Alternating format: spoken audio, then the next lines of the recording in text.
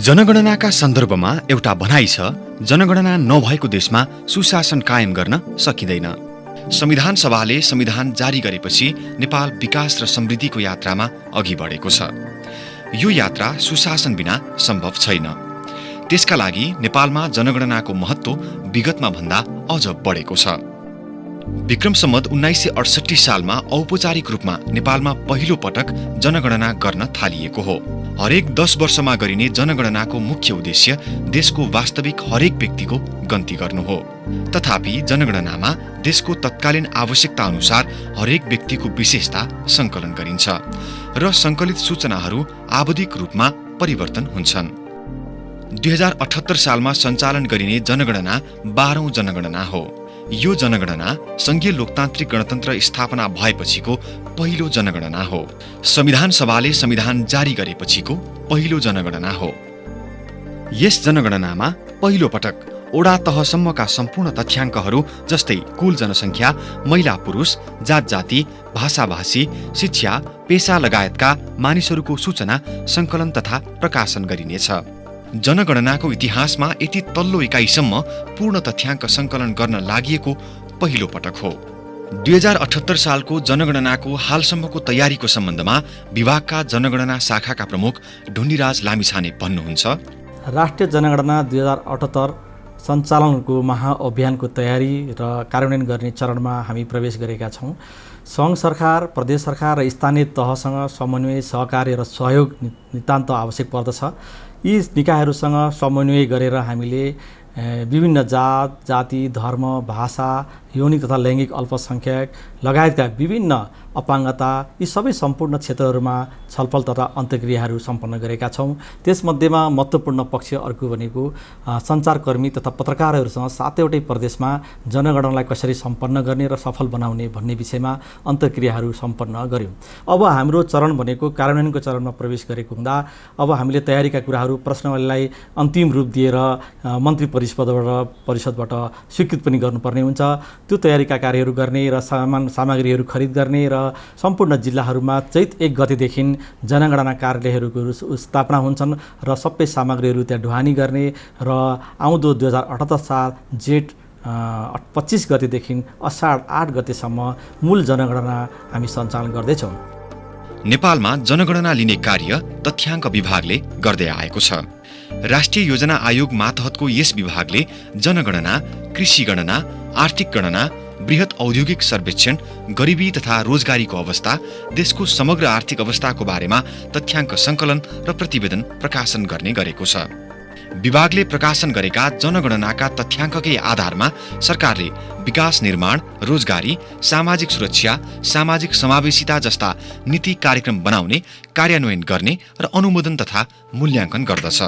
त्यति मात्र होइन, संघीय र प्रदेश सभाको निर्वाचनका लागि निर्वाचन क्षेत्र निर्धारण गर्न पनि जनगणनाकै तथ्याङ्कलाई आधार मानिने, नगर, उपमहानगर र महानगरपालिका गठनका लागि र तत्तत स्थानीय तहलाई वित्तीय हस्तान्तरणको लागि पनि जनगणनाकै तथ्याङ्कलाई समेत आधार मानिने कुरा संविधानमा उल्लेख गरिएको छ। विक्रम सम्वत 2078 सालको जेठ 25 गतेदेखि असार 8 गतेसम्म हुने जनगणनामा सबै नागरिकको पूर्ण सहभागिता मार्फत गुणस्तरीय तथ्याङ्क उत्पादन गर्न मेरो गणना मेरो सहभागिता राष्ट्रिय जनगणना 2078 भन्ने मूल नारासहित जनगणनाको तयारी गरिएको छ। आगामी जनगणनाको तयारी र यसको प्रभावकारिताका सन्दर्भमा जानकारी दिँदै विभागका महानिर्देशक नेविन लाल श्रेष्ठ भन्नुहुन्छ, जनगणना मात्रै एउटा यस्तो कार्यक्रम हो जुन चाहिँ नि सबै घर परिवारमा सबै व्यक्तिको गणना हुन्छ। अरू कुनै गणना वा सर्वे चाहिँ यस्तो काम गर्न सक्ने अवस्था हुँदैन र नेपालको सन्दर्भमा पनि जनगणनाको ठूलो भूमिका रहेको छ, किनकि अब संहितामा मुलुक प्रवेश गरिसके पश्चात स्थानीय तह सम्पूर्ण 753 स्थानीय तहको वडा खण्डसम्मको पनि हामीले यसको सूचनाहरू प्रवाह गर्न सक्छौँ र यी सूचनाको आधारमा नै आवश्यक नीति योजना कार्यक्रम बनाउने गर्दछ। त्यसकारण यसमा सबैको सहभागिता होस् भन्ने हेतुले पनि हामीले मूल जनगणनाको मूल नारा पनि तय गर्यौँ र यसको मूल नारा भनेको मेरो गणना मेरो सहभागिता राष्ट्रिय जनगणना 2078 भन्ने राखेका छौँ।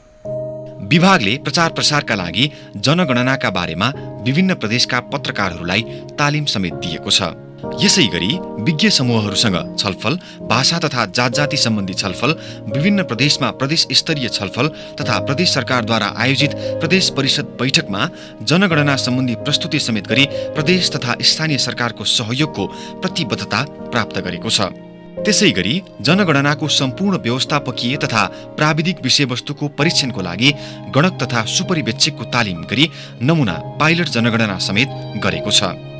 जनगणना 2078 को प्रचार प्रसारका लागि विभागका तर्फबाट के काम भइरहेका छन् त?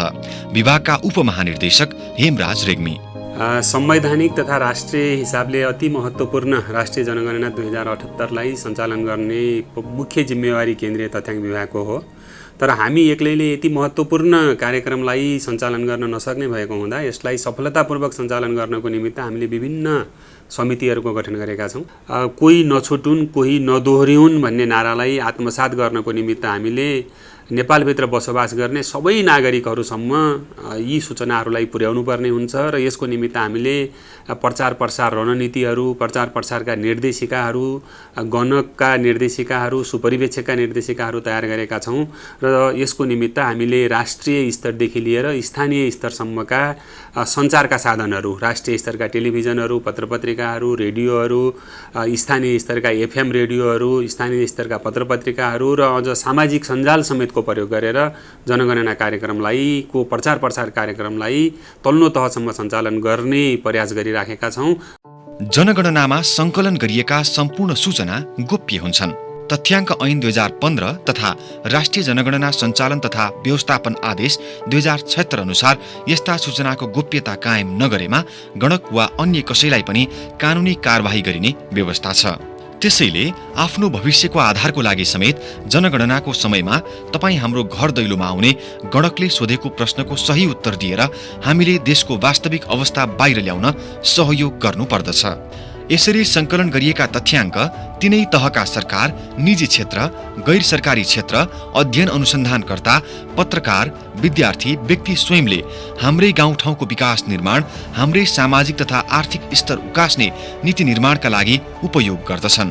त्यसैले गणकले सोधेका प्रश्नको सही उत्तर दिएर जनगणनालाई विश्वासिलो बनाउनु हामी सबैको कर्तव्य हो।